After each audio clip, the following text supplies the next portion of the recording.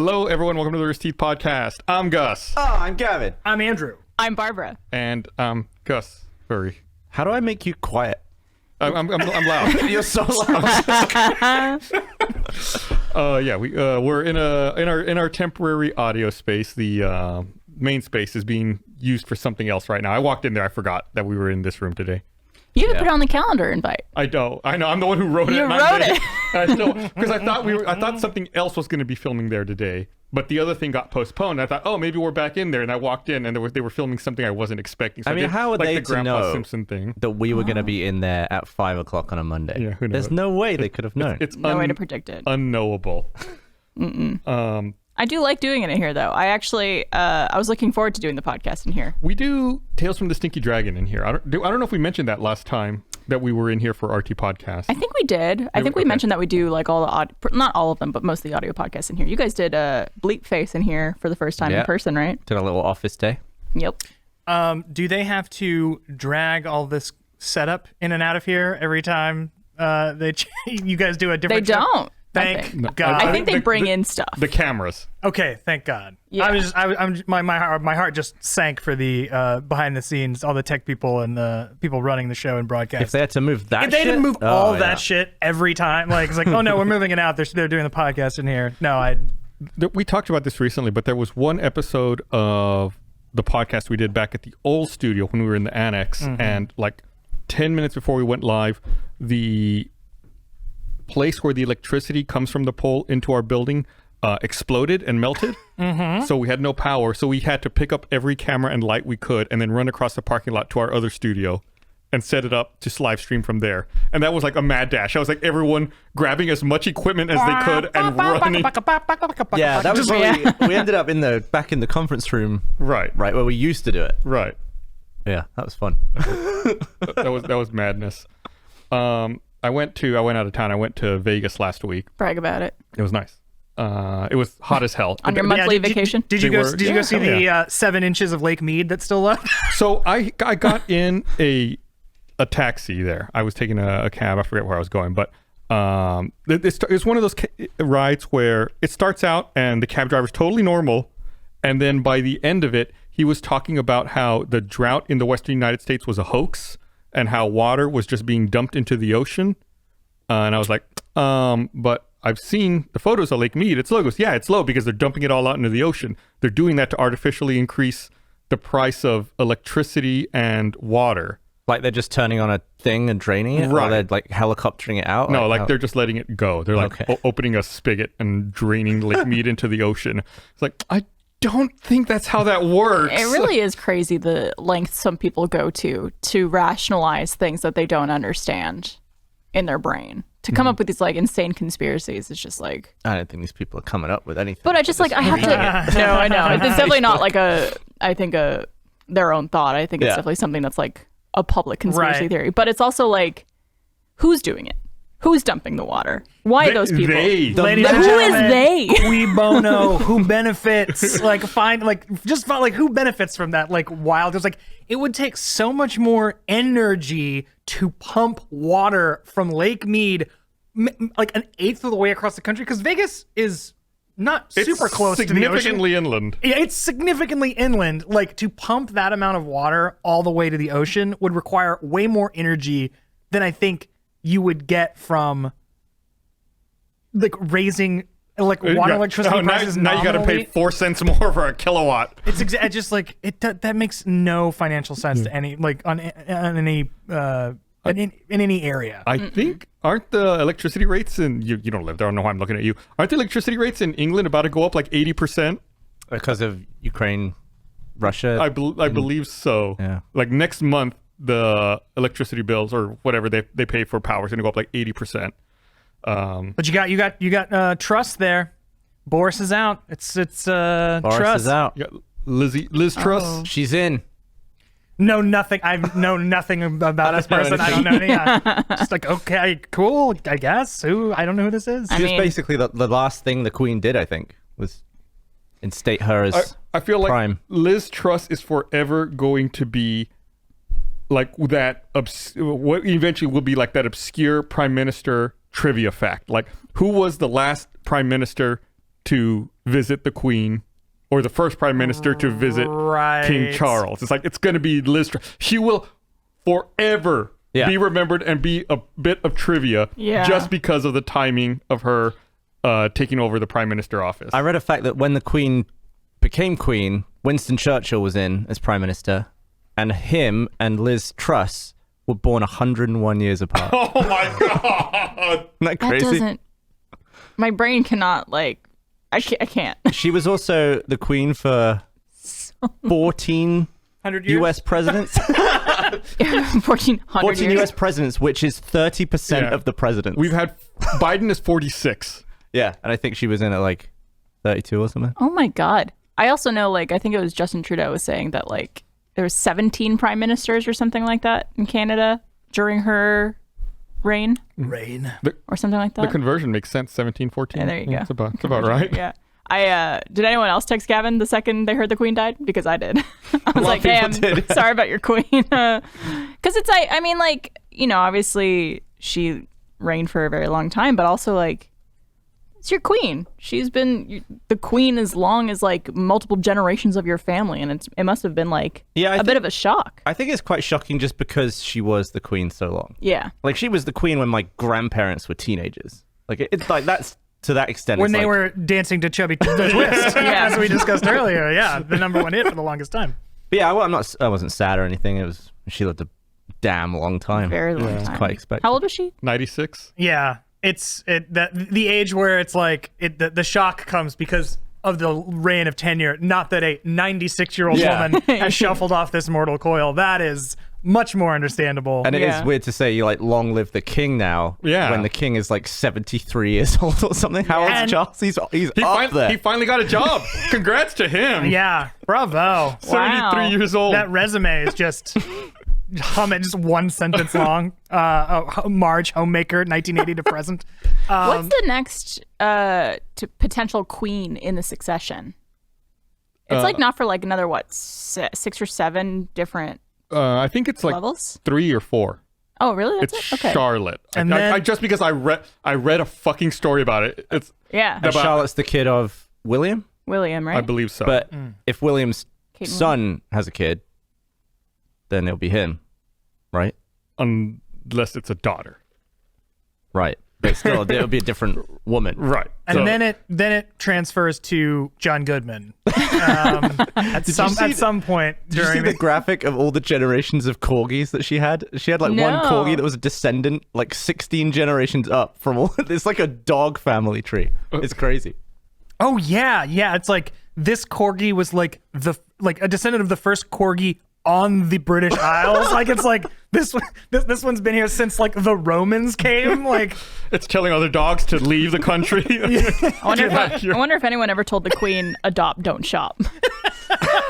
Here's an etching of the first corgi here next to Hadrian's Wall. It's like, good Lord. Oh yeah, I've seen it. They could be traced back to multiple corgi generation.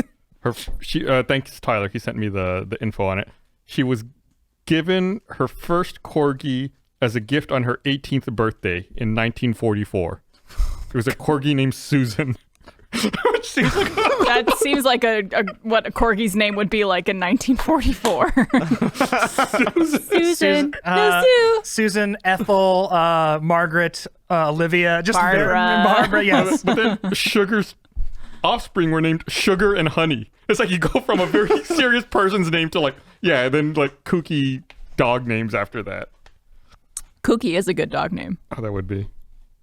They had to tell the bees. I heard that you have to tell the royal bees that the Queen has passed. Is that the origin of the saying? Go whisper to the bees. Yep. You have to go tell the bees that. What are the bees?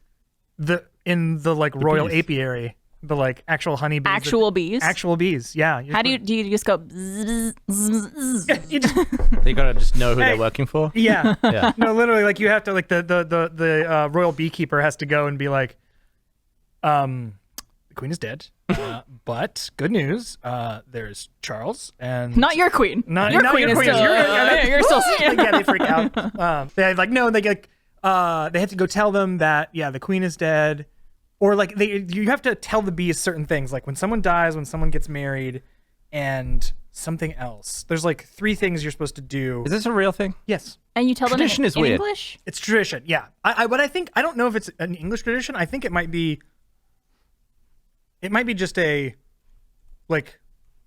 folklorish tradition, not necessarily a royal one. But I'm not sure. I just like heard about it. At this point, the monarchy is a weird tradition. Yeah. also true. I watched this. Sorry, real fast, before you follow up on this, I just want to read this headline from Vanity Fair.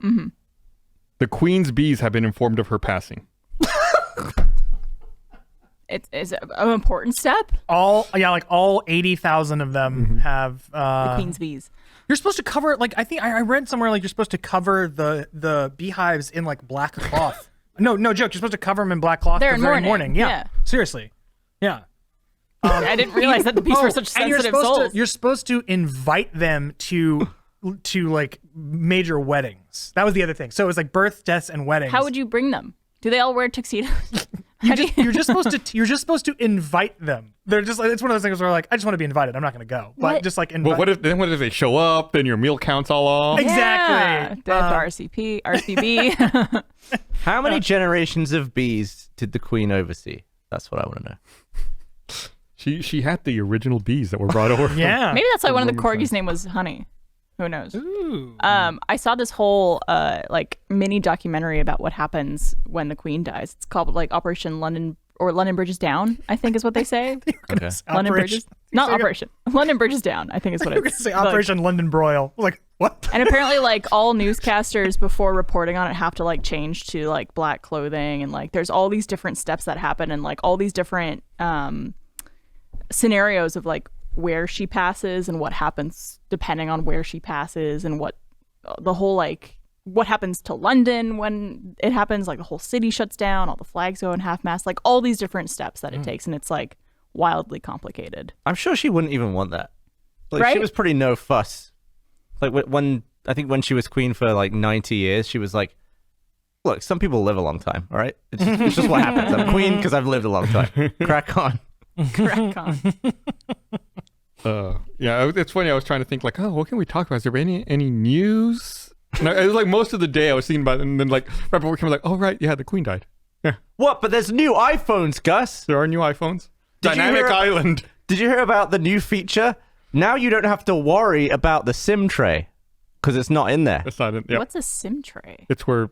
A SIM card would be? Yeah, exactly. They're basically promoting the fact that they removed the SIM tray Yeah, as a there's- feature that you no longer. Hey, guess what? There's no longer this little tiny inconsequential sliver right here. But you Gone. know what? I wasn't actually that worried about that. That was fine in there. I'm with you. I was losing no sleep about having a SIM tray. The only thing that bothers me about it is that something could happen to the SIM. Like it could break or it could stop being read. Like I've transferred my SIM between a few different phones now. And so the SIM in my phone is several generations of phone old. Oh, I have no problem with eSIM. I use it. Yeah. But if I want to nip back to England, I could just shove my English SIM in, But you and can it just works. use it as a virtual eSIM. I could, but I can't convert my current UK SIM into an eSIM from here. I'd have to like go and... Do you not have a plan on your phone that just lets you use your phone internationally as you would in the US? Yeah. Oh, then why do you need a different SIM? All right, just so people who know I'm home can use my old number. Because it's Gavin and Yeah. he wants to make it needlessly complex. I mean, I can. They're both in there. They're both in there. The UK SIM is in there, and the US is an eSIM. But now they're both going to be eSIM. Did you have to Great tell feature. your UK SIM that the Queen passed away? I did. I put it in black cloth, and I shoved it in, and I broke the SIM tray. You have to whisper to it.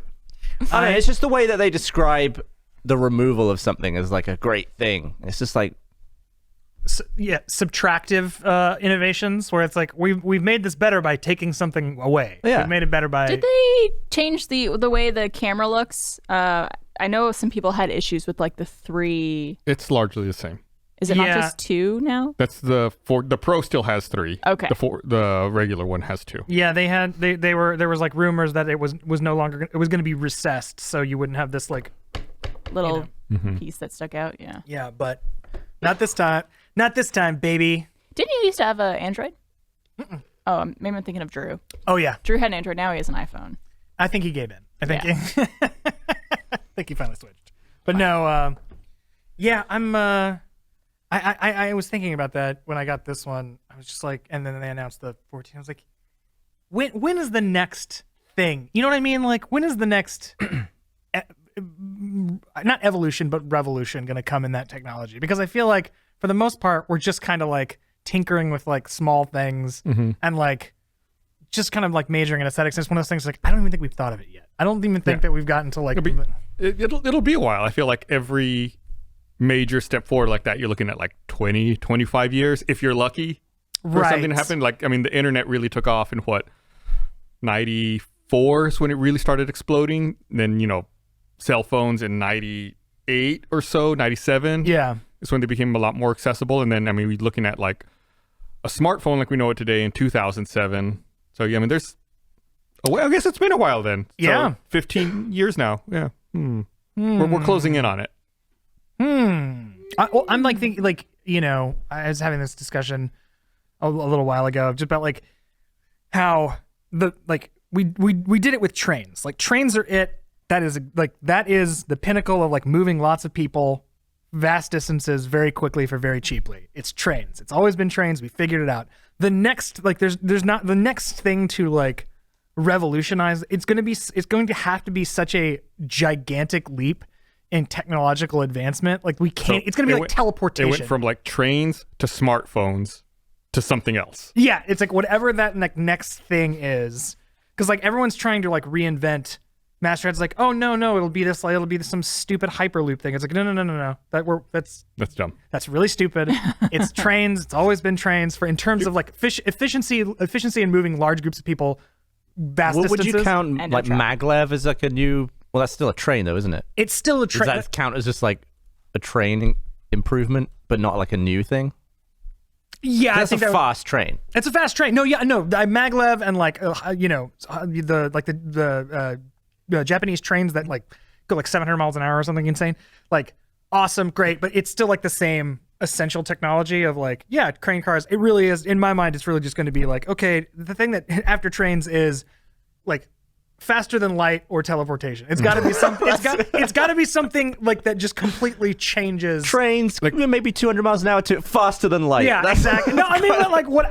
Like either that, because other than that, it's just making trains faster and. Yep. Yeah, you want it to not be a tube full of people moving it. It needs to be a new thing. It can be a tube full of people that all get teleported together. Yeah, exactly. They get flied. They get Cronenberged together in some weird goop. Have you ever read about how trains have a relatively low maximum grade that they can go up as far as an incline? Because the wheels make such a small surface area contact with the rails. Oh, because they're not like grip. Right. Like each wheel of a train, the contact surface with the rail is about the size of a postage stamp. What? Shit. Yeah, so the maximum grade they can go up is typically for a high-speed railway between 2.5 to 4%, and for a freight train it should be like 1.5%. So it's a very slight incline that they can go up, and that's it. I guess I've never really and they start slipping. I guess I've never really seen like a whole like upward slant that a train has gone up before. Because it's impossible. It's impossible. Yeah, I never really thought you'd of need that. like a jet assist or something on the back. Right, there'd have to be something really else strong crazy. caboose. That's a great piece of information that I will just like neatly tuck away in my brain and never think about because it's like a little disturbing to think about. That it's like, you're gonna pull it out sometime. A conversation 5 years from now with a random group of people at a bar. You're like, hey. I think I read this like 5 years ago. Yeah. It was like one of those things that's been like brewing around in the back of my brain. Like one day we're gonna talk about trains on the podcast, and I'm gonna have this ready back there.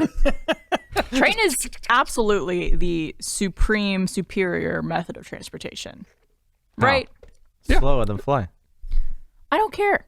it's more. It's so comfortable. You get on, you put your bag away, and it's like you could get up and walk around. You could do all the things. You could use the bathroom. You could eat. You could sleep. Like all that stuff, and it's very comfortable. And also, just like getting to look out the window, it's usually like a fun, easy way to pass the time. Plus, you don't have to wait 30 minutes after takeoff to get up and use the bathroom. Exactly. Also, that's I guess a selling point.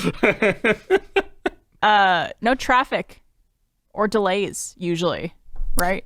I've been on some there's some trains. delays, but not like air flying. I would say that trains in every other country are better than trains here. I took a sleeper car train from here to Chicago, and because the commuter rail Amtrak lines use the same rails as the freight lines, anytime there's a freight train on the rails, they have right of way because they are commercial. So the commuter trains, the like Amtrak people trains, have to go off on switch tracks and let those by.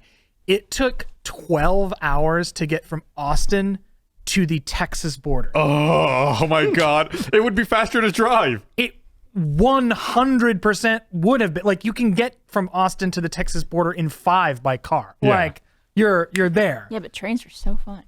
It is fun, except we literally stopped every hour on a switch track and stopped there for at least 30 to 45 minutes. So you were doing that all the way to the Texas border. And eventually it took so long. Like, once we got out of Texas, it got a little bit better, but then it eventually took so long that I went with a friend of mine. We were going to Pitchfork Music Festival there in Chicago, and we were going to miss the first day because we were already like The whole day? Yeah, I shit you not, we got out in St. Louis and rented a car and drove the rest of the way, and we beat the train. Did you there. flip off the train as you Just went by? as we went by, we beat the train there by 8 hours. That's ridiculous. Hey, that system doesn't work. This No. country is perfect as well. Inside, it's massive. It'd be great for a really fast, like east to Dude, west train. If you could there just was get a on. train we could take from here to LA, that would be amazing. Yeah. Because we go to LA Life-changing, enough. life-changing. Yeah, just hop on the Or train. That'd be even wonderful. throughout New like York, St. Louis, Dallas, and then Dallas, Los Angeles, Seattle. It was Yeah. probably only Cool. cost about $50 trillion to put that into effect. we build it bit by bit. We'd start here. Let's start with Central Texas. Connect Austin, Dallas, and Houston, and if there's enough money left over, San Antonio. Sorry, Andrew. Hey, I mean, San Antonio's only an hour and a half from Austin. Yeah, but I live in Austin, so that's what's Yeah. important to me. If we need to cut something, I'm just saying. That's Yeah, of course, it's of just course. down 35. Did How you hear much- what? Oh, sorry. No, you. No, it's a different subject. How much have the U.S. government spent on rail? I think I'll look it up. Okay. But I think a good tangential question to that is how much have the airlines been subsidized by the government, and could that money be used to invest in rail instead? Ooh. U.S. government. I think that the big thing that, like, you know, the argument from the massive oil lobby that keeps commuter rails going from coast to coast is, I think it's like, oh, people like will lose out on like profits from like driving across the country. It's like only from commuters, like only from people who like, I want to like take a road trip or like go to LA or something like that. Like freight lines, like tractor trailers, that kind of stuff will still operate on oil and gas and like, you know, driving across country because they have to, because it's such a, you know, weight and freight intensive thing. So it's like, just give me my commuter rail to Los Angeles. Just give me the one, Just- the that's all I high speed train from here to, so I can get to Portland in less than like, you know, 14 hours. It looks like in 2020, $24.5 billion were spent on public transit and railroad construction in the United States. 24 billion. Yeah. Yeah, 50 trillion easily. You get there in a few years. Like do a whole train. You hear what happened to Jeremy this weekend? Coming in for Uno. No. Well, not just Jeremy, but a bunch of travelers. The Austin airport on, I believe it was Thursday morning, I think it was Wednesday power. and Thursday both. lost power. Completely lost power. And so Jeremy's flight, I think, was going to get canceled, and I think he got on a flight to Dallas and then drove to Austin. Oh, shit. Yeah.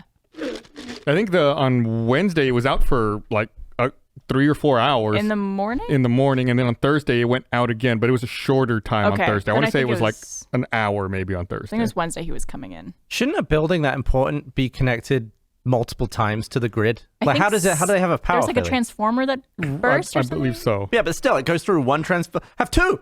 What do you Right? mean? It's an airport. Pretty important. Right. You know, I'll go on a limb.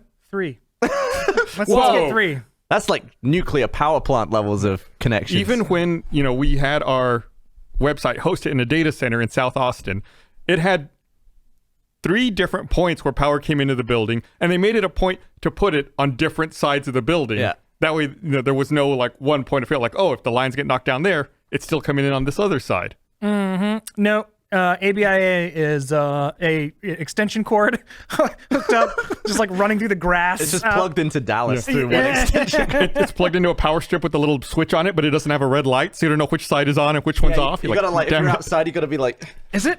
There are And so it's just many. like flickering. Just like I guess that's getting. There are so many things about the Austin airport that are so fucking stupid. hey, we're back. Hey, but especially, I don't know if you guys have had to take an Uber from like getting into Austin to wherever you need to go, but you need to walk like 6 fucking miles to get to the Uber station at the far. Austin. It is a airport. trek. Yeah, and most there's not airports really, have done that to remove the congestion by the doors. which I get, but like have some type of shuttle or some type of thing going by. Like I just had relatives in town who are in their late 70s, early 80s, and they were talking about how like they had to get a taxi to get to like another place and like another place. They were in their late 70s when they started. They were in their early 80s when they got there. Right. But I think you hit the nail on the head there, Barbara. I think a lot of that is the taxi industry muscling out ride shares because the taxis are still right in front of the airport. And like they want to make the taxi the more convenient option you see first before you keep walking, having to head over for a ride share pickup. Rideshare, yeah. I just park at the airport now every time I travel. Oh, I'm yeah. just like, I'm not dealing with that Uber situation. I flew out of the Austin airport on Tuesday, so I missed the power outages. However, I had something happen to me that I've never had happen before.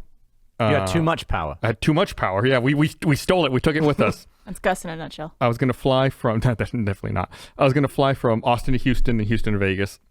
It was on United. Got on the plane, boarded, closed the door, pushed back, and we're sitting there. And Esther turns to me and goes, "Someone smells bad in here." I was like, "Oh yeah, it does smell a little weird." And then we're waiting, and then the pilot comes on the PA. He's like, "So people in the back of the plane have reported a strange smell. We're gonna go ahead and go back up to the gate and have maintenance check it out." Like, okay, that's weird. I was like, well, maybe they'll check it out. In my head, I'm like, maybe it's just like the toilet or something. That's what I would assume. Right. Yeah, like it's blocked up or something. So we pull back up to the gate. They open the door. It's like 2 or 3 minutes, and they come on. They're like, "Yeah, everyone needs to go ahead and get off the plane." Like, all right, fine. So everyone gets off the plane, and like everyone immediately is like getting in line to talk to the gate agents. I'm like, I'm gonna wait. It's probably just the toilet. They'll be done. Like they just gotta clean the toilet out. It'll be like 10 minutes. Yeah. Then they come on. They're like, "Yeah, maintenance is out there looking at the engines. They don't know what the problem is." I'm like, "Oh shit!" Pulling out the app, like I gotta rebook. Yeah. So what happened? Ended up like rebooking on another flight, and I ended up only being delayed like 3 hours. Okay. Like I ended up on like the next flight to Houston They and the didn't next just flight to Vegas. Rebook all you guys on that flight on like a new flight? No, different because plane? they didn't know how long it was going to take. Yeah, I don't think stinky engine is in the manual. No. Like an estimated time. Just like looking out the window and just seeing like 2 guys just like hands on hips looking up at the engine and just like poking with a stick and then smelling the stick. I'm fucking. I'm rebooking. This plane has COVID. I am not doing this. Nice. That's what I figured. It's like they're going to get guys out there like at the gate to look at the engine and troubleshoot it and figure like this. You just see them going, Yeah, like. Yeah, what does that smell? Does this smell? Just like I'm showing it to other people. why 2 fingers? Yeah. Does this taste normal to you? Is that how the engine should taste? It was. I'd never had that happen before. I was like, yeah, definitely gonna get on a different plane. We'll see. And that plane Wow. looked old as fuck. Like the paint was peeling everywhere. Oh my The God. inside was like that super dated, like Maybe it's time to retire cracked it. up seats. Yeah, it was. Do you ever think you'll fly Not good. yourself to Vegas? Ooh. probably- Could How many times would you refuel? you'd probably from here to Vegas? You'd probably have to stop twice. That much? I guess you're in a small plane. Yeah, in a small plane, you'd probably have to Okay. stop twice, maybe once, but I wouldn't want Like to stretch here it. to El Paso to Flagstaff to Vegas. Yeah, something like that. Look at me. Look at you. Yeah, you have all the markers I in your got it. head. Let me of all write the- it right up here. You can talk the talk. Speaking of smells, Where's your uniform? It's safely stowed in the overhead compartment. Well, you talk the talk. he Classic. said stowed in the overhead compartment. Oh. Speaking of smells, I saw this very interesting video the other day about this woman who, her and her husband were just spending some time together one day where she noticed he was smelling off, like musky kind of. But no one else was able to smell anything different about him. And apparently this went on for years and years and years, and he ended up developing Parkinson's disease, I believe. And it turns out this woman had an ability to smell Parkinson's disease. No, dogs can do that, right? So Can they? I think so. But like she was able to essentially like they did a test where she would smell people's clothes and identify who of the people's clothes she was smelling who had Parkinson's disease. And there was one she got wrong, but that person developed Parkinson's disease years later. Wow. She like pre-smelled it. Yeah. Do you think that? Like, well, she smelled it on her husband before he was diagnosed with it, like for years. do you There must think be that something in the sweat then, like chemical? the world is a living hell for her because her nose is so highly sensitive? Like she smells everything. She's Bruce Willis in Unbreakable, only for smells. She like can go around and tell. But like, I want to go find this person and have her spell me and like all my friends and be like, She's like, give me $20. Yeah. I mean, is Parkinson's something you can prevent? I probably not. I don't think so. Yeah, I guess it's. Yeah, I but don't you wanna can, know that. but I think like if you like catch it early, you can start treatment earlier, which like delays the progression of the disease. Yeah. I believe. I don't really know much about it, but That's wild. but they do that for dogs too. Like dogs can sense smell. They have like diabetes assistant dogs, which can like tell the dogs know when your blood sugar is low and stuff because they have. Can't they also? Weren't there dogs that could smell COVID? Yes. Sure. And I think some to smell cancer as well. Like if you train a dog, like their noses are really powerful. Yeah. They can find, I think, just about anything. Our except Jimmy noses are Hoffa. useless. Use good garbage. So cool. Another cool animal fact, folks. Raccoons, their sense of touch is as sensitive as our eyesight. That's why when raccoons get like food, they like put it in water, which enhances their sense of touch, and they can feel around to know what they're touching. So that famous cotton candy video. Yeah. Exactly. Because they their sense of touch is as good a sense as our eyesight. So they have like I almost like can't even... echolocation with their fingers. Yeah, imagining them just doing this and just building this massive 3D mental image of the thing they've They doing. really are, yeah. You could hook them up to a computer, and that could be a really cheap 3D scanner. Just get a raccoon to hold something, and it'll build the 3D model on your computer. That's so. I did not know that. Yeah. Another fun fact that I'm going to store away for a future conversation. I think I read the other day that the human sense of touch is so sensitive that it can detect, like if you're rubbing your hand across something smooth, it can detect like pits or dents that are as small as 3 nanometers in size. Like human can? A human touch. Like it's that sensitive I to can't do that. to changes and differences in sensation. Like, Nanometers, though. It's yeah, let me look it up. like a billionth of a... like of a hair. But it's 3 of them. I take it back. Difference is down to 13 nanometers, not 3. Well, then never Still, mind. That's crazy. Is everyone at home watching this right now just slowly touching the surface in front of them or like their phone just to see if they can do it? Because that's what I've been doing this entire time. It's like, ooh, there's a nice texture I on this feel table. these little bumps, these little nanometers. What? These nanometers. Nanometers. When I was out of town, this is my time to bitch about the postal service. When I was out of town, I don't know if you all ever do this. There's a service with the postal service called Hold Mail. If you're going to be out of town, you can hold your mail. In theory, they don't deliver your mail. I'm guessing they delivered your mail. Why do you want that? So your mailbox doesn't get filled with a bunch of shit, and it doesn't look like you're not home. Right. Yeah. Get rid of the mailbox. I would love to. Have a letterbox. So, what? Like through the door. Oh, okay. Mail slot. Mail slot. There you go. Because then you'd have to worry unless your entire house fills up with mail. Exactly. Yeah, or get a mailbox the size of like an R2 unit, and you just like throw it in. So they delivered my mail every day I was gone. I've got one of those mailboxes, not that kind that open on the front, but the kind that open up, that flip up on the top. Sure. The mailman also left the box open. During the rain. It rained repeatedly, and every single piece of mail that they delivered that they weren't fucking supposed to was ruined. Did you get anything important? I got a letter from my insurance, which I don't know what it said because I can't read it. And there was one other. Oh, and I got a bill from a doctor. I don't know how to pay it. So this is my evidence. I mean, you could call the doctor and just say, "Hey, I got this bill. I can't." No. Gonna bitch. Here's the best part. They'll keep mailing you the bills. Yeah. Don't worry, you'll get another one. Don't worry. Indeed. It's like no, when you got home, you were treated to a nice mailbox full of paper pulp. Yeah, it's like, there used to be mail. Granted, most of it was trash. 95% of it was trash. Right, But there usually. were 2 things that I fucking needed.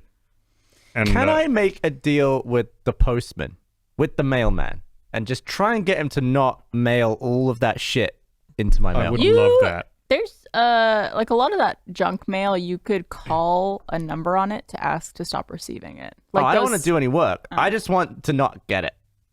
I Yeah. just want the guy to be like, "Oh, this is all junk," and I just never see it. How much does that service cost? You probably have to pay more than the companies are paying to send it to you. What you have to do is you have to catch your mail person out by the curb and go, there's a crisp $20 a month in it for you. If you if you don't. just chuck this fucking shit in the garbage. Literally. Like, I would pay a good 20 for that to stop happening. 20 a week? Maybe not a week, maybe 20 a month 20 a month? to get that to stop happening. Because I get so frustrated at the waste. That's the worst part for me. Like, whatever, if I get it, I could recycle the stuff, but it's just, we all know how recycling doesn't actually fucking happen 80% of the time, right? Like, recycling companies don't actually recycle shit and they don't take care of it properly. But just like the amount of waste it takes to make those things and send them, and just all the energy that gets put into those things that essentially just get immediately tossed. And that some people throw them out. And I burn all mine just to make it even more.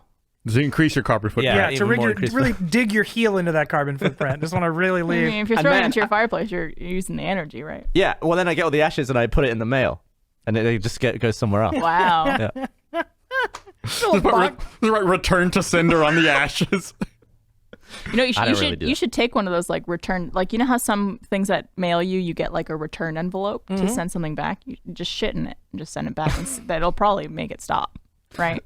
No, I don't think so. All I'm going to do is get some like weird mail sorting robot full of turds. You're just Stuck making in a the problem for rollers. someone else. Someone in that mail processing center is going to get that OCR on their screen. Like, what is this? Oh, man. When I was in Vegas, I went to that Meow Wolf installation, Omega Mart. Oh yeah. It was really cool, and I was way too sober for that. Oh. Yeah, I was My, like, my, my condolences. yeah, I was like, this is all really cool, but I haven't drank anything. I'm not on anything. Right. You're like, Yeah, mistakes were made here. Is marijuana legal Yes. in Nevada? It is. It is. Okay. it's legal in a lot of places you wouldn't think it would be legal. Michigan was one of them. Yeah. That I recently found out. Really? about. Yeah, I was at a convention in Grand Rapids, Michigan, and I found out from someone that it was legal there, and I was like, Michigan. You Okay, don't, you interesting. Don't say. There's a couple places. There's one state recently legalized edibles, But only but edibles. only edibles, and it was because they didn't read the bill carefully. That's Texas kind of has something similar where obviously there's this strain called Delta 8, which there's a loophole that makes it legal in Texas, or probably, I don't know how many places, but you could also, I think, sell edibles that have Delta 9, which I think is like more normal THC, but it's because there has to be like a certain weight limit to it, which is why they can't sell like the flower. But edibles, if it has like a certain amount per serving or something, it's like there's a loophole that makes it I think it has legal to be to sell. derived from hemp, if I remember right. Yes, but it's also still like some weight thing. I don't really understand it. Other people understand it way better than I do, but Yeah, it's just like just make it legal. here's my controversial opinion: either make it completely legal across the board across the United States, or make it illegal everywhere and cool again. Because that's because like there used to be some like a little bit of a cool mystique about it now, but now because it's like widely available in so many places, it's like you go to LA and it's like going to the Apple store to get weed. It's just like, what the heck? What? And it costs as much. And it's just as much. Yeah, it's just like a very strange experience. But yeah, I don't know. I know there's like some loopholes around it in Texas, but it's just very. I don't know what they are. But I had the very similar experience when I saw Multiverse of Madness, the Sam Raimi one. I saw it totally sober, and I was like, "Fuck! I should have not seen this straight." We don't have to talk about that movie, but man, what a mistake not seeing it altered in some way. I didn't either. I watched it at home. You know, Yeah. it was on stream. I was like, I think I had the same thought. Like, yep, this would have been really trippy. What else Yeah. did you guys do in Vegas while you're there? You're there for a couple days. Yeah, there for a few days. Like did some gambling, but mainly was for eating. Yeah. Going to a bunch of different restaurants. went to I went to that Omega Mart thing, which was actually I don't want to sound it like it was bad or anything. It was actually really super cool. I tried not to look into it too much before I went, just to avoid spoiling it. Not that there's anything to spoil, but I wanted to be surprised by you things. want to have the experience when you're there. Right. Yeah. And it was super cool, super trippy. Stopped by a legal legal weed shop on the way there, probably for an enhanced experience. Yeah. I went to this other thing. I was walking through like this shopping area right by the Aria. It's called Crystals, and they had this thing called like the Van Gogh experience.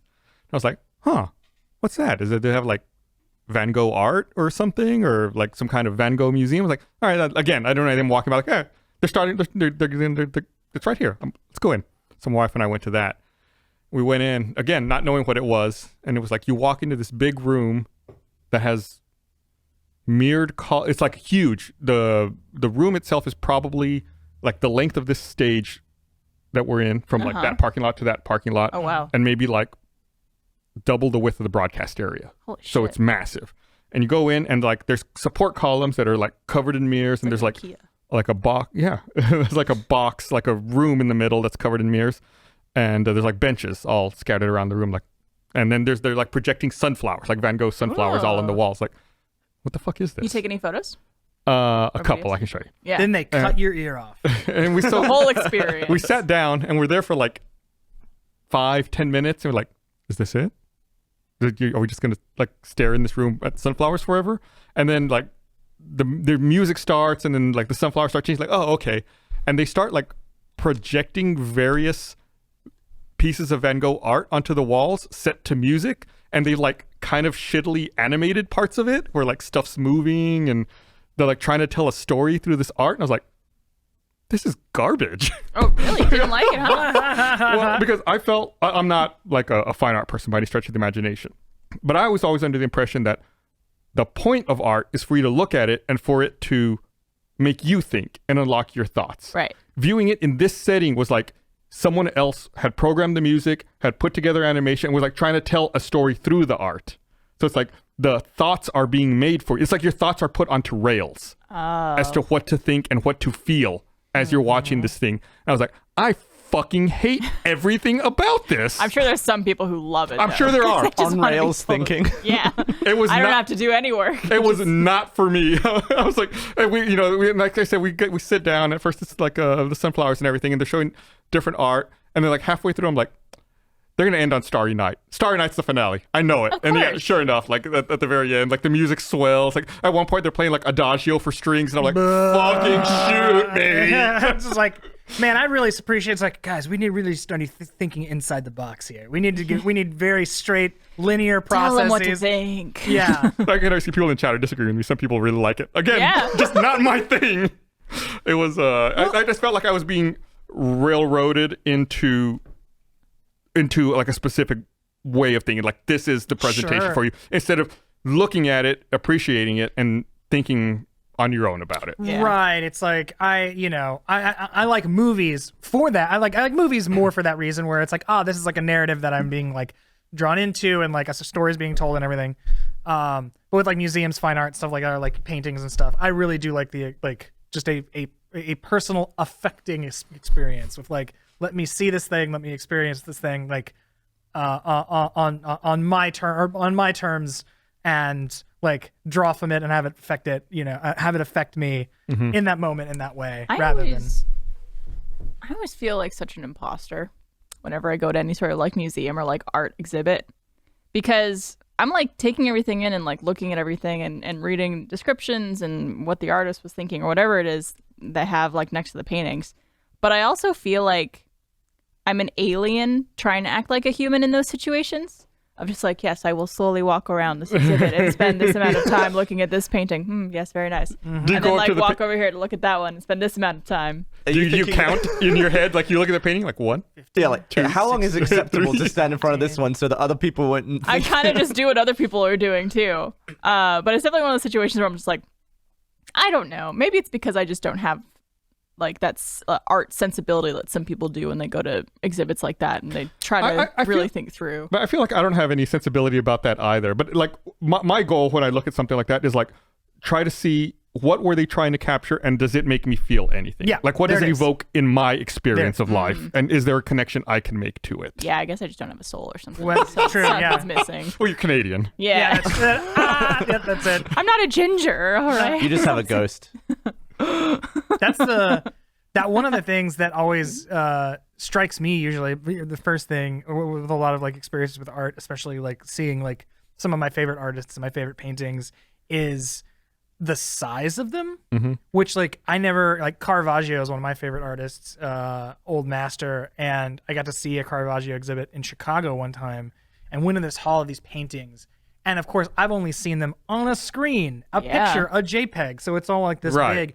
Then you walk in, and it is a humongous painting of like the most beautiful thing you've ever seen. Painters of light, like just like one of the most unbelievable. And like that was legitimately like I cried. Like it was moving to see those paintings in life, In scale. and in scale. Like it was just like Do you think it has a greater effect on you because you can paint and you actually have that ability? that was like 15 years ago. That was before I even picked up you a didn't even paintbrush. know you could paint? No, I didn't. No, this was like years ago. Well, you probably always had that artistic bone in you to some degree. Maybe I think it was just like under like the both the subject matter, which is like usually with Caravaggio is usually pretty religious, but then like just like the forms and figures and like being able to like render it's just like appreciation for like I think on like the small scale, just like appreciation for something that was created from nothing. It was like this at one time was like a stretched canvas like 15 feet diameter that then became like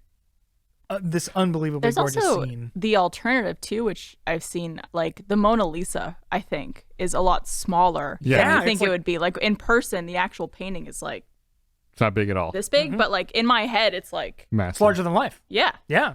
And when you see it in person, you're like, oh, it's so tiny, so little. In chat, that guy named J-Lo said that they like to speedrun museums and try to see how many paintings they can see in one day, in one visit. That's really funny. And also the thing, I one of the things I like about museums too, art gallery, like the Met in New York and the Chicago Museum of Art and stuff, is like you'll be walking through it and you'll like walk past. There some paintings they like give like a big spotlight, like go like the Mona Lisa. It's like bum bum bum bum. This is the painting you came here to see. Yeah. And then it's just all these people with their phones up. their phones taking a photo they'll never you're look at like- again. Yeah.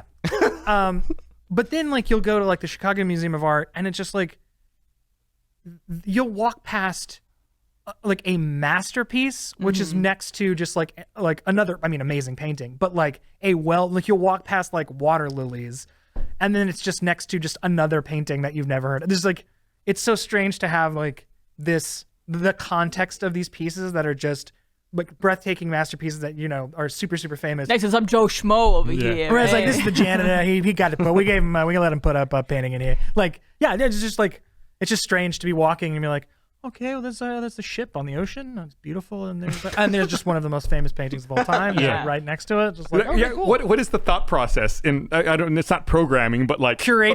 There you go. Gallery. Curating. They're Like, making stacks of like what are clearly fodder paintings to put in between. Like, Yeah, we don't have like too many famous paintings in one space, right? right. You got to make people walk around the whole thing, Exactly. and get their money's worth. Speaking of paintings, did you see that in Steve Merchant's newest show? I can't remember. I think it's called Outcast or something I similar. have no idea. Christopher Walken is in it, and his character accidentally either like cleans or paints over a Banksy like while they're outside doing work.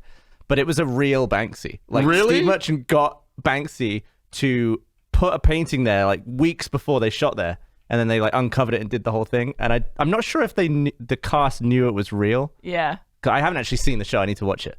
But it was an actual official Banksy. Oh my that God. Christopher Walken painted over a real Banksy. So it's like a legend is like painting over another legend's work. I also wonder how you get in contact with someone like Banksy, who's anonymous, right? Like no one Well, I knows think who a lot of Banksy people is. know. I think a lot of people know who that You think is. so? Okay. Yeah. But just like, does he have an email address? Does he have the contact info like on his Instagram page? Right. He's like Bill Murray has like a home phone that you like have to leave a message on. Yeah. So like you don't ever actually talk to Hey, him. Banks. He doesn't have an agent. He's actually sent everyone mail. You just have to fill out one of those return envelopes. Uh-huh. And Yep. they all go to him. It all goes to you actually, and then gets rained Yeah. on. Yep. I think just to continue the art discussion, some of the coolest Outlaws. art Sorry, I've that's what ever it's called. Outlaws. Okay, cool. Not Outcast. Yeah, I don't know what I'm talking about. But yeah, I was half right. I don't know who the artist is, but they do 3D sculptures, but like really huge, like faces and heads and humans, and like to the point where like a nose would be 5 feet long and like 3 feet wide or something like that. I don't know if you know this artist, but I've seen some of their work in person, and it's like that shit is so cool because it is insanely detailed, and it's like you're a mini little thing on like the cheek of a real human being, and you're Right. like looking at all the detail of it. I That- have to look up who that artist is. But. That also is something just to, along with painting, but also like sculpting. It's like Yeah. when you see like really amazing sculptures where like veins in arms are like articulated in marble. It's just like The marble work is what always gets me. When you look at like a Michelangelo or something crazy, like I forget what the sculpture is, but it's like anytime there's like a woman with like a veil over her face, and you're like, how did you make rock look like cloth Yeah. over a person's face? over form, Right. Yeah. When I went to Italy and saw a bunch of art that was like marble statues and stuff like that, I had the exact same thought. I'm like, how do you do that? How do you make it look like soft cloth? And like in my mind, it's like you're like.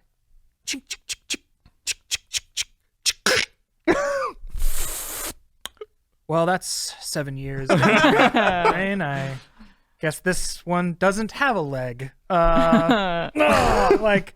Is that how the one with the was it Venus without the arms? Yeah, Milo, the yeah. arms were just total disaster. That's why they got rid of them. Yeah. Just like, The artist didn't know how to make hands. yeah. Hey. It was originally just like claws, just like nubs. Like, What if he nailed the hands and arms, but they were just in like a slightly wrong pose? They just look really rigid and stupid. Why is the left hand on the right arm, right hand on the left arm? Oh. Did you see that YouTube video of the guy sculpting Mel Gibson's DUI arrest? no. But the reason I bring it up is it makes me think about what you just said, where he made like a little diorama that's maybe like twice the size of my laptop, like not huge but not small, and it's like that. He like imagined what it was like the night Mel Gibson got pulled over and arrested for DUI, and he started out by making the Mel Gibson sculpture first, and he sculpted like a human-sized head of Mel Gibson, which looked phenomenal, then 3D scanned it to then make it like smaller so that it was like it fit in his tiny diorama. Like he goes through the whole process to make this huge head to then just like 3D scan it and then shrink it down. It's a great video. It's like 20 minutes long. The guy's just narrating the whole time as he's making this diorama. It's it's a fucking great video. I started watching and I was like, this seems like a waste of time. And then like 20 minutes later, you're like, oh, that was a wonderful journey. I'm glad I watched that. I'm glad I watched that video. I'm eating my words. Yeah. Gus, I had a very I wouldn't call this like an old man moment. No, I would call it an old man moment. I wouldn't say accidentally. This is a lot of preamble. This is a lot of preamble. It's a lot of track to lay. I love it. I went down a rabbit hole. That's not accidentally, because you go looking for something and it eventually takes you to something. So it's not accidentally. So this was purposeful. This was purposeful. It started out, I was looking up I was doing some research for something. Okay. And I eventually started watching on YouTube gold panning videos. Oh, okay. Old men out in rivers with a little like disc panning for gold. And it is the most relaxing. I'm like, I gotta do this. I'm definitely gonna watch that. Is that like your ASMR? It's not even like ASMR too, because they're like talking and they're like telling you like what it's like, telling you what they're doing and how like the process of like gold panning in a river. And it's like not only is the video like I like was compelled by the videos, because there is you kind of like get that secondhand like looking for little like gold like flakes and like little bits of like gold in there, but just like the process of like sitting by a river, like in waders, just like methodically like being out in nature. There's something about that. I was like, I got to do this. I want to go get in a river and do this. I think just, you're like, going to. I think I probably I think that's will. your next step. I'm just gonna be like a mile upriver, just dumping gold glitter into the Just pour it. It's like, oh, that's it. I think I've actually kind of looked for that before. I think there's a place in Arkansas where you can do that. If I remember. There's a place in Texas too. I mean, this it wasn't an accident. There's a place in Texas that you can like do it, but it's like nothing huge has ever been found See you there. there. There's not like nuggets being pulled out of there. It's like flake and little like tiny little like. That's like probably 99% of the gold that's ever been found, Yeah. or that was found, like especially when panning like that. Yeah. I think I'd want to do just like the metal detectors on the beach. Ever see videos of people Yeah. doing that Yeah. where they like go through and then like sift through the sand and find rings and I'd all probably types just of gadgets. hire a dog that could smell gold. Job There done. you go.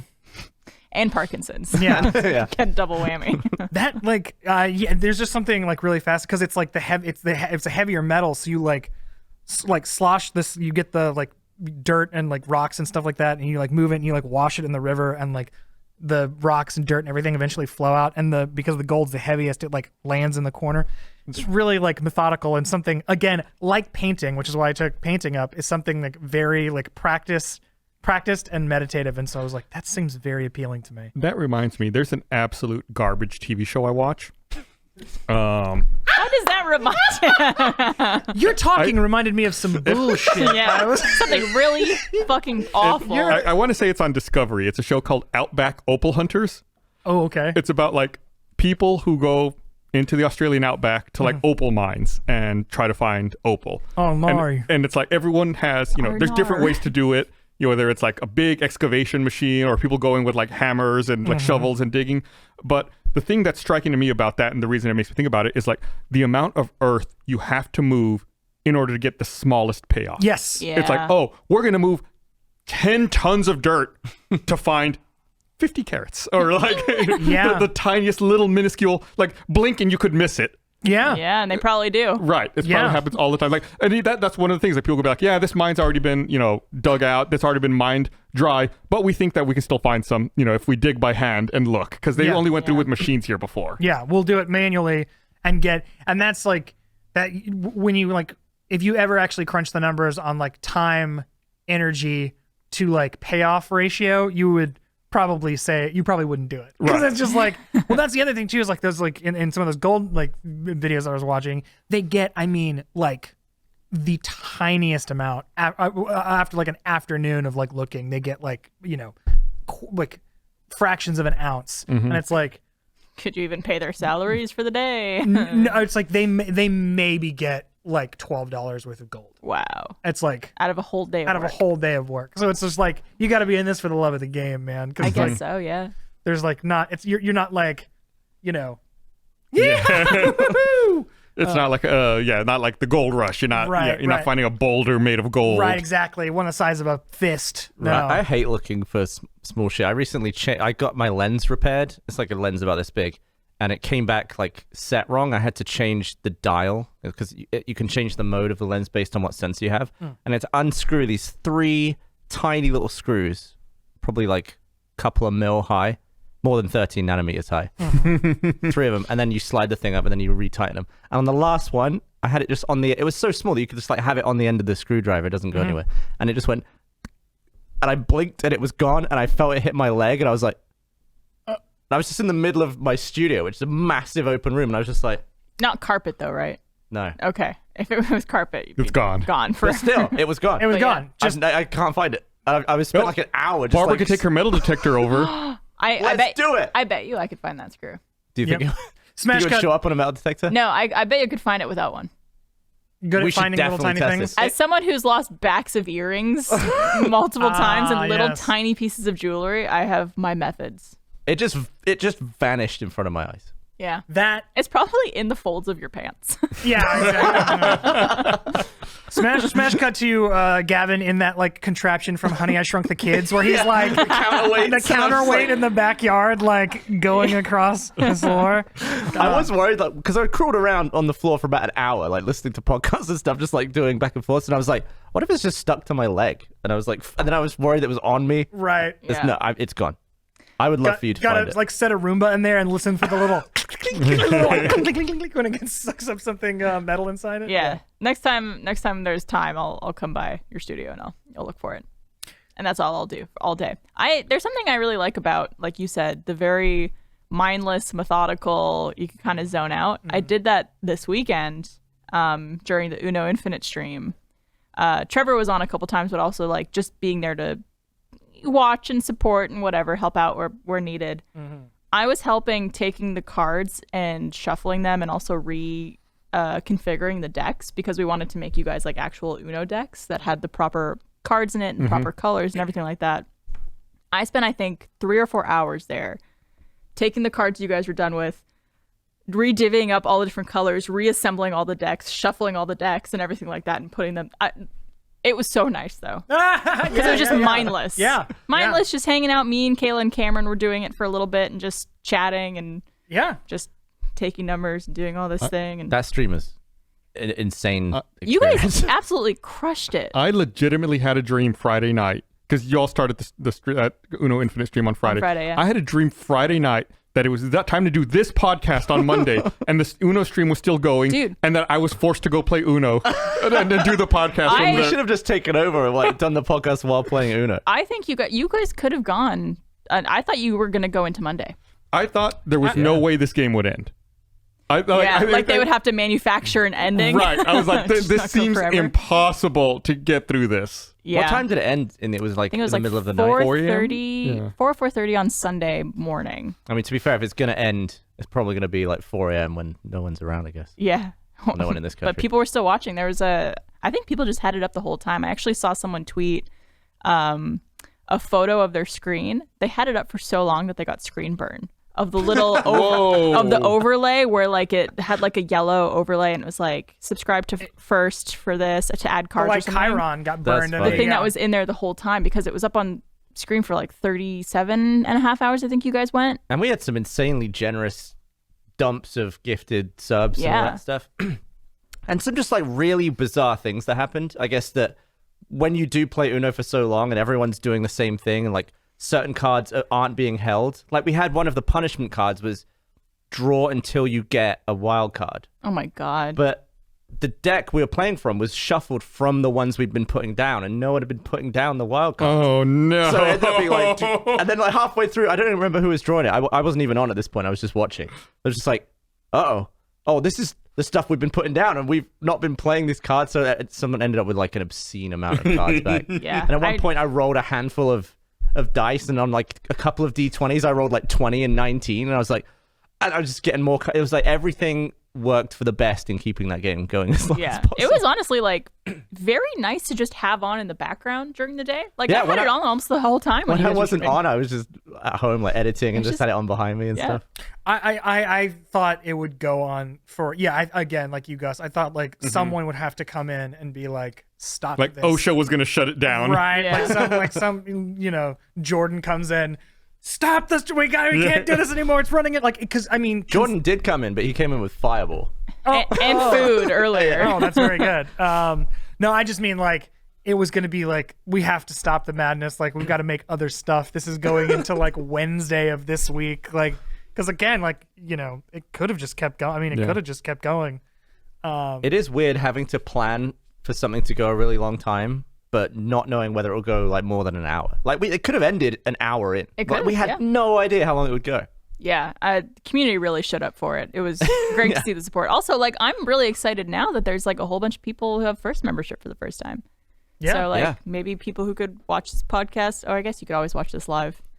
Now, ever since quarantine started, we broadcast this live to everybody. But you can watch the post show. But the post show and Survive Block Island season 2. Which starts on Friday. Mm-hmm. How long does the gifted? I think it was a month. Is it I think 1 it's month? a month. Oh yeah, so watch SBI. Hell yeah! Oh yeah, that's your gift's worth right there. That's worth the price of admission. And the weird place. So we talked about Meow Wolf before. That's a first exclusive show. Yeah, if you want to watch Day 5.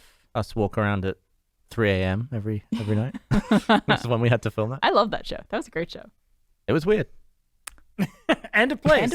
Some would say. What do you call it? But yeah, shout out to the new first members. Yeah, it's it was quite a feat. the Uno stream. Just like what a feat, what an accomplishment. Some of y'all stayed for, I think Fredo stayed for like 12 hours. Freddie did like full 12 hours back to back. I don't Jeremy think I did like 9 hours at one point. Yeah, Jeremy had some really long ones too. Yeah. I did a few shorter ones. I was just gonna keep coming back in smaller chunks. Yeah. At one point, I decided that every 1,000 subs, I would throw a moonball at the ceiling. I saw that. And some of them were going through. One of them I threw, I guess, with the perfect amount of force that it went through, but lodged in that hole, which caused the entire ceiling tile to come up and then crash down onto the table. And then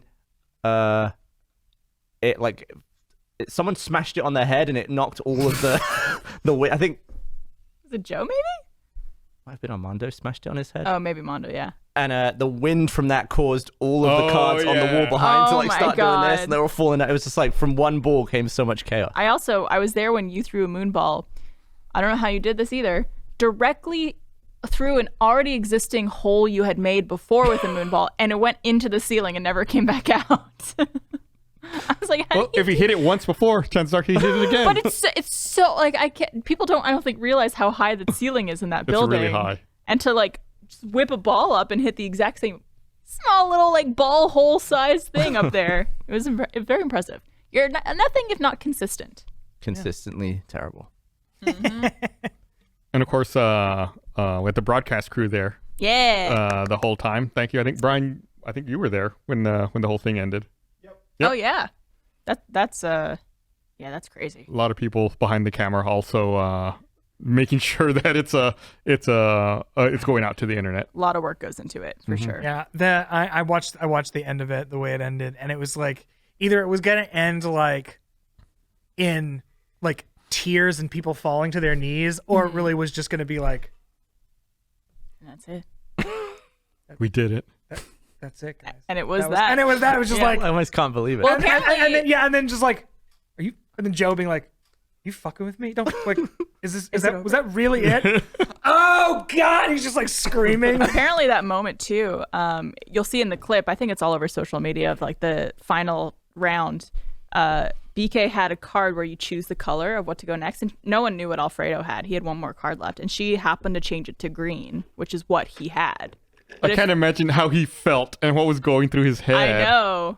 But if he had any other card, it would have kept going back. And who knows? Could have been more donations and more cards drawn. More cards drawn. But yeah, you see in the video too of like when the green gets played, you see a change. You see his face just like there's a visible like a visible change in his face because he knows like like I'm playing like I did it. I think currently we're trying to figure out how to put it up to watch, because like in chunks or like best of kind of thing. Because I think YouTube changed the maximum length of videos to 12 hours.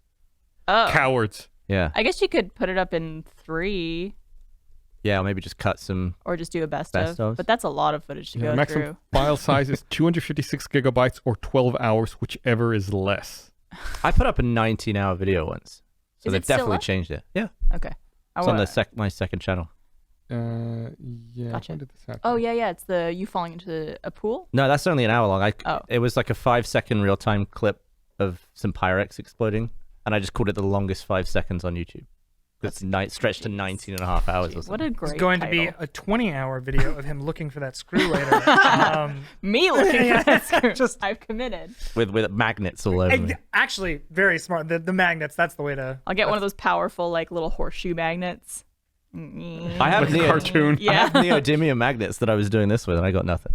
Oh, but That's because you haven't had me. There's something I've definitely lost like little tiny, it's always screws, but I've definitely lost like little tiny like components or screws or little bits or something like that, and that do just like bink,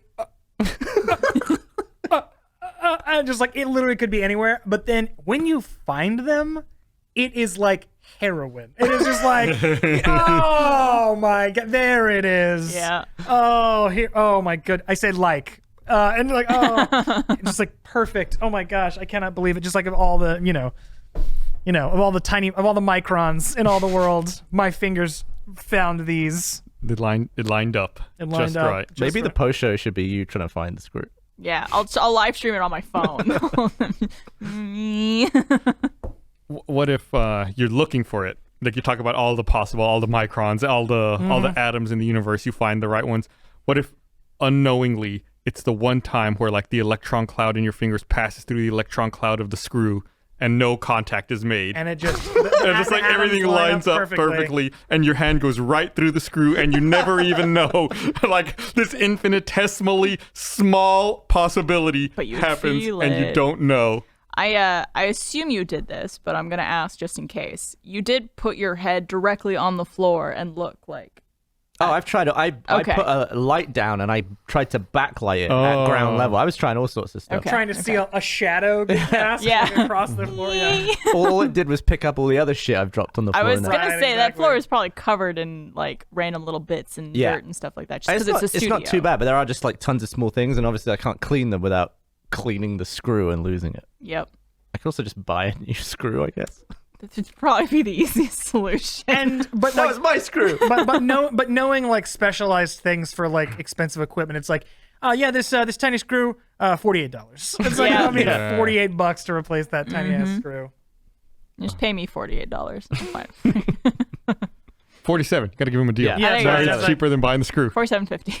It's more sustainable. You're not having to go. You're not firing up an industrial factory to make a screw. Yeah. There you go. I'm You're- not moving anything. Repurposing the screw. There That's it what I is. call myself when I wake up in the morning. Firing up the industrial factory. I mean, to be fair, the quickest way to find that screw would be for me to buy a replacement, because Right. that's when I'll find it. Right. Is after I've done that. Right, exactly. Order, click, and you see like move and step and immediately feel it under your foot. Like, fuck! Once you can no longer get your refund. Once Yeah. it is shipped. That's exactly when. How do they even ship a screw like that? In a giant box. Here's how they ship a tiny screw like that.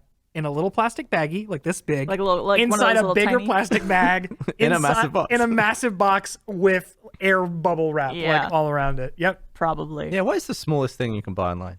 That might be it. Oh, this is a good line of questioning. Should we all order something online, and we'll try and order the smallest one, and we'll open them next week? I like how like half an hour ago we were talking about how wasteful all this like unnecessary mail is.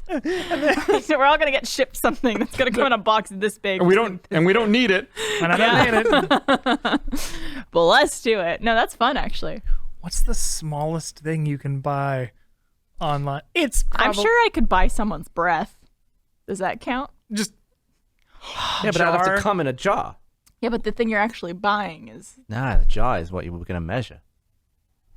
It has to be. So well. wait, If you bought a screw, will we Right. measure the bag it came in? excellent counterpoint, Barbara. okay. Here's a stipulation. I guess here's the we'll put some It's a method of transportation. we'll put some stipulations on it. I think whatever you order has to be manufactured. It has to be Or at least physical. it has to be a physical thing that was Physical. made. Like It has to be a solid. a How about solid, that? a solid. Yes. I'm sure you could buy like a little transistor or something from a circuit board that's Tiny. a little something.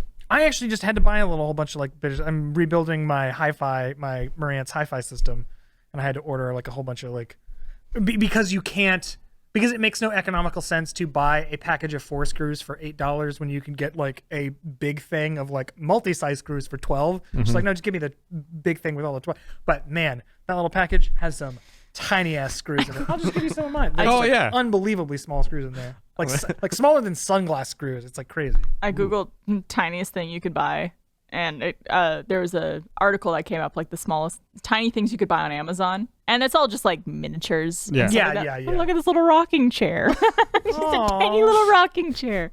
Now I want to buy it and put my phone on it. No, I think he's thinking the same thing I am. It's What? an old joke I made on the podcast 12 years ago. What? I could put my dick on that and it would look massive. That's what you were thinking, wasn't it? Yeah, because Esther used to love those miniatures. Oh my god. Laid your dick down in an How the hell would you put your dick on this though?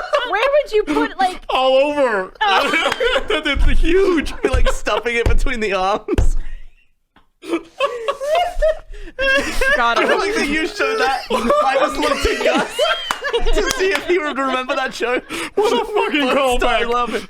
That was like That was like 12 years ago or Now something. everything I look in this list, I'm imagining you putting your dick on it. Just like a little get a little blanket, a little Afghan, set it over your dick on the rocking chair. A pair of slippers at the bottom. Little pair of spectacles. Oh my god. A little glass of tea.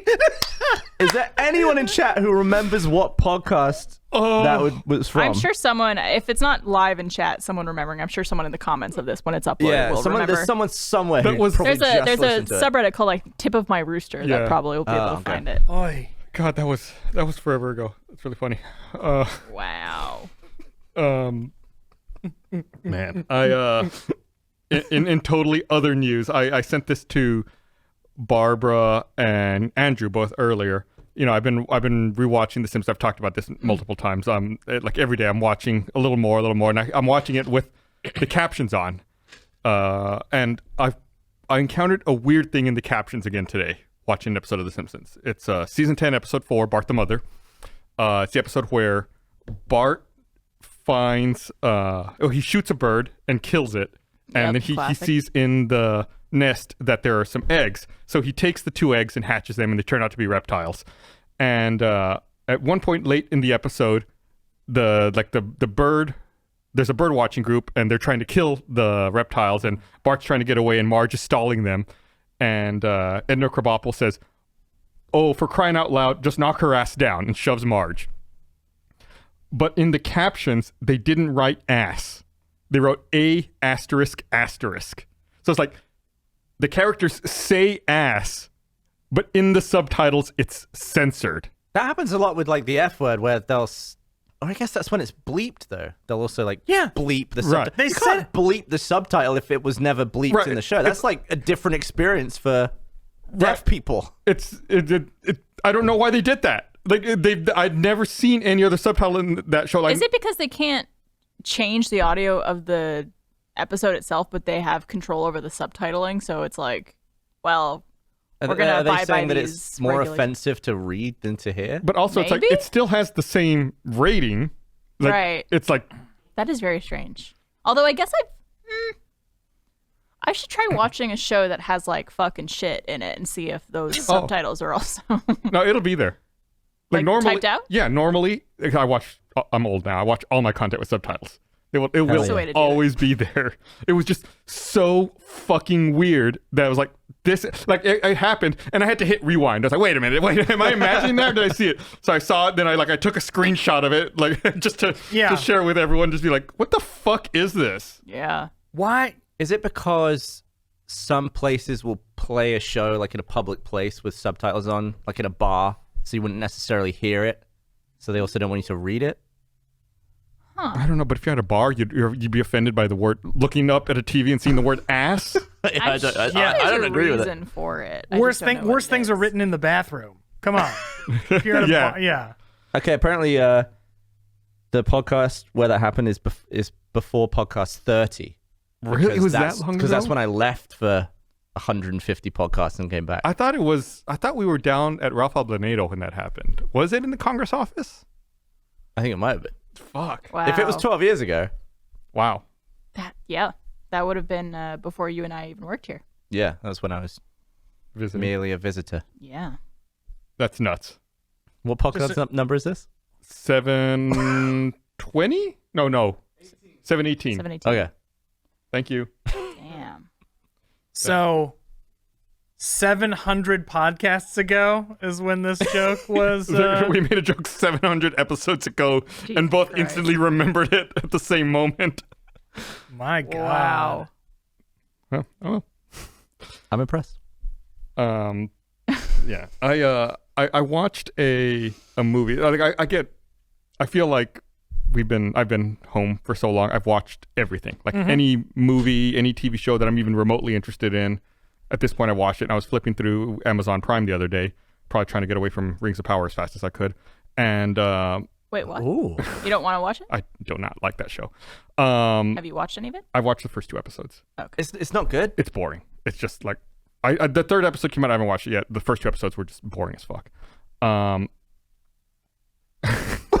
disagree. But I found this Korean movie I'd never heard of before called Zombie for Sale, and it's a zombie romantic comedy where a rom-com where Zomcom. if like I guess the movie starts out by like there's one zombie and if he bites an old man, but the old man doesn't instantly turn into a zombie. He like becomes youthful. Like his hair, instead of being gray, like turns dark and it grows back in. He's like very like full of energy and like energetic. Yeah. Energy. Anyway, so like all these old men like line up to get bit by the zombie so that they can be young again. But it turns out it's just like an incubation period. Of course. And then they all turn into zombies. Of course. But like and this was better than Lord of the Rings? No, it's way better. It was actually fun. It had some problems with the story, some plot problems, but like I guess it's like a male zombie and like the main character's there's like a female lead who's about the same age as him who like really likes him and gives him a name and like wants to keep him around and like falls in love with him. What? Yeah, it's really. It's a movie? Yeah. Okay. It's really weird, and then like everything breaks down, and she's trying to save this one zombie all right, well, don't spoil amongst all it. the zombie hordes. And it's not like the best. It's not like a great movie or anything, but it was really entertaining. I was like, oh, I've never seen a movie with like this take on it before. Do you purposely, when you're looking for something to watch, like do you purposely look for something you know nothing about? Like you just read a description, or you like something catches your eye and you're like, let's check that out. Why not? Well, especially if you've never heard of it. Well, this one I was like, yeah, I never was like, oh, zombie for sale. What's that? And I was like, oh, it's a Korean movie. Like I was like, that's weird. I've never heard of it. And then I read the little description, and I was like, oh, why not? Was it subtitled? Yeah, okay. It's like it's only like an hour and 40 minutes or something. I was like, oh yeah, sure, why not? I'll give that a try. Very nice. It was good. Someone recently turned me on to a show that only got one season, and it's a real shame because it's fucking great, called The Grinder, starring Rob Lowe, Ben Savage, and the premise is it's not Grinder with just DR, is it? Like the app? No. It's so there's only one season of it. Oh, I forgot about this show. Of course, everyone did. There's only one season of it, but it is so fun. Like I enjoyed it so much. It was so enjoyable. It's about Rob Lowe plays this famous TV character lawyer called The Grinder, and he quits Hollywood to go home and work for his brother Fred Savage's law firm, which is an actual law firm. What's Fred Savage's nickname? It's just like he's not like the mincer. No, it's like a small town. Fred Savage is just like a small town lawyer. Okay. And his big shot older brother Rob Lowe, who's like, who plays an actor, who is an actor playing a lawyer, comes home to actually try to practice law. A delightful time. Like feels very like comedy. Oh, big time comedy. Feels very like it would have gone perfectly in the like Parks and Rec, 30 Rock like block of NBC programming. I really enjoyed it. I'm really sad there was only one season of it because it's a good time at the movies. How long ago was it? It was like 2012 or something. Oh wow, so it's been a long time. Yeah, because it was only one season. 2015. 2015. Yeah, it was only one season. It kind of came and went, but. Yeah, that was something that somebody turned me on to recently, and I was like, "What?" Yeah, you said the name. I was like, "This sounds familiar." I looked it up, and as soon as I saw like the promo, I was like, "Oh, right." They promoted the hell out of this show. Yeah, it was a delight. I'm sad that it didn't catch on. I'm a big fan of 30-minute like sitcom, 30-minute TV shows, like an experience you can have like in 22 minutes or something that's not like really protracted and drawn out. Did you finish Only Murders in the Building season 2? Yes, I finished Only Murders. That's another good example of a nice 30-minute episode show. It's great.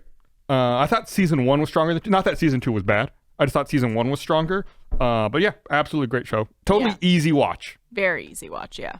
I love those. Awesome. Love a little like nice little dish. Just a nice, And another 30-minute show. I know I talked about it the other week. I'm still watching Reservation Dogs. Like they're partway through season 2. I'm gonna write that down. Great show. You mentioned that the other week, and I meant to go check it out. Again, it's just a 30-minute show. It's a super easy watch, and I think it's really interesting. I feel like you don't see a lot of stories told from that perspective and about that group of people. I think it's absolutely worth a watch. We just started watching for the first time What We Do in the Shadows. Mm-hmm. So good. Also, like New York City. You just could really hear Taika Waititi and like all the writing. It's great. And yeah, he's an executive producer on Reservation Dogs. Wow, What We Do in Shadows is already in season 4? Yeah. I That's wild. just finished the 4th season. It's great. Damn. Look at you. There are a couple of episodes in the season that are just like. It's always nice when a show gets to a 4th season. If a show gets a 4th season nowadays, it's always nice to get to the 4th season and have like episodes that are like, oh wow, they really did something with this format. You know what I mean? Like when a show really still innovates and does something like really cool, just like even when there's like one episode that's a bottle episode, so it all takes place in the mansion, like in the living room essentially. Yeah, makes it very simple. Very very simple, but it's such a cool concept with the game they're playing and what they're doing. It's really fun. so strongly written that you don't really need much. It looks like season 4 just wrapped up last week. Yes. Okay, yeah. Okay. I've been meaning. If you keep talking about it, and a lot of people keep talking about it, and I told myself I'm gonna wait until this season's done. Then I can just binge the whole thing and Honestly, not catch up. The first episode took me a second to like get into, and it's like once it was like 2-3 episodes in, they're short though too. Mm-hmm. You really start grooving with it. Interesting. Oh yeah. But Cobra Kai season 5 just came out. I need to watch that first, and then I'll get to What We Do in Shadows. I know a couple people have asked me for updates on it, but I'm almost done the 3rd book of a Court of Thorns and Roses series. So good. It is so good. I would highly recommend it to anybody into that kind of writing and novels and stuff like that. I'll just wait for it to be made into a TV show. I think it is going to be made into a TV show. Although I'm, in a weird way, not looking forward to that, because something I really like about books like this is being able to picture all the characters and like cities and everything like that a certain way in your head. And I feel like seeing someone else visualize that and like casting and everything like that is going to be so wrong. I could already tell it's going to be so off versus like how I pictured it in my head. You didn't have that with like Game of Thrones? Did you just not read the book first? I never read Game of Thrones. Yeah. Although I imagine that happened to a lot of people. I felt like I started reading that. Well, I did. I definitely started reading that after I'd seen the show. So it was already set. Yeah. I have not watched Rings of Power or Game of Thrones, but I definitely have mixed up their marketing materials as I'm scrolling social media. 2 new fantasy shows that high are fantasy shows. like prequels to other things. Yeah. It's like, wait, is that blonde wig? Is that an elf? Nope. That's a Targaryen. I did like House of Dragon. Rings of Power, they spent like $1 billion on. Yeah. I think so. Oh, did you not know this? No. Yeah, this is like $89 million an episode. An episode. An episode. That's an insane amount of. Where does that come from? It comes from us buying everything. It comes from looking for the smallest thing you can buy online and ordering it. Wow. Oh, Amazon. We should all be executive producers on that show. No, seriously. All of us. There was quoted as like, if Rings of Amazon. Power isn't a hit, Amazon Originals will go away. Like the show has to be successful, or they like will kill streaming. And I was like, that sounds, man, sure sounds like an eggs one basket situation. Probably shouldn't do What something. could go wrong? How many episodes are there going to be? 8? 10? Oh, is it 8? I think it's 8. Oh, But so even not if- $1 billion. I mean, it's Well, close no, to it's 700. It's production only, not marketing and not et marketing and etc. which is Production only another costs few $100 million, I'm sure. Yeah, production only costs $750 million, and then like I think marketing and everything else damn. pushed it over that Billy. Yeah, so now we all got together and paid for this to be made. Now the thing we use to pay for it is the thing showing us that it's been made every time we open the app. Yeah, exactly. It's very clever. Yeah, Right. exactly. It's a real nice loop they've got. Us on. 8 episodes. Yeah, 8 episodes, $89 million a piece. Wow. I'll watch it. I'll give it a go. Trevor has been liking it. He's a huge Lord of the Rings fan though, so he knows all about the lore and backstory and characters and stuff like that. Whereas I'm just like, who's that? The Lore of the Rings. The lo- He knows the Lord of the Rings. Yeah, I'm just like, who's that? What are they? What are they? Evil? What? I love high fantasy stuff though, so I'm enjoying it. I just need to. I haven't watched the Lord of the Rings trilogy in how many years since it's actually come out? The last 15, 20? Return of the King came out in 03. 3? Yeah. Yeah. So I haven't really seen the movie Rooster since Teeth started. then. Yeah. It's been a minute. Yeah. All right. Well, let's go ahead and wrap this up. Thanks everybody for watching. If you're a new first member, don't forget to check out the post show that gets posted when this goes live, Tuesdays afternoon. On Tuesday. All right. Thanks for watching, everybody. We'll see you next time. Bye. Bye. Gotta go look for a screw.